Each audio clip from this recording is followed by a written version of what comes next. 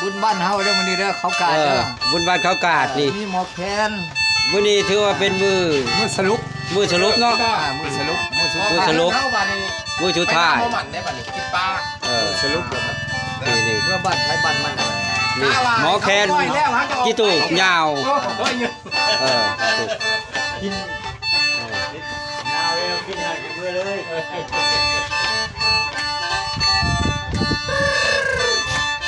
ม่วนละบาดเอายาว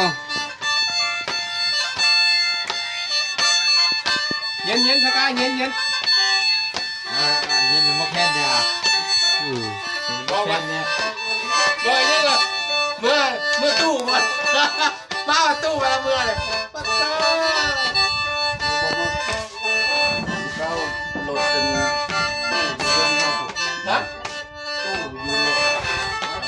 ขับมารถไป เออปกติ